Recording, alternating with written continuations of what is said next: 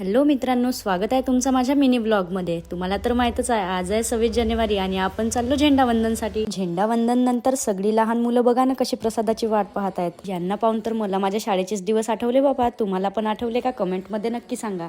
हे बुलबुल तर नुसती मला बुवा माझा व्हिडिओच काढ म्हणे। मी म्हणलं पहिले स्पीच दे, मग काढ तर तुझा व्हिडिओ। तर बघा कशी स्पीच दिली। Today is 26 January. I wish you all a very very happy Republic Day. Republic Day is a national festival of India. I love my country. I love my country very much dearly. हिच्या एवढी असताना मला तर what is your name शिकायलाच 1 वर्ष लागला होता guys. जाऊ द्या, मग भेटली प्रसाद वगैरे खाऊन मग निघालो ताईसोबत सांस्कृतिक कार्यक्रम पाहासाठी।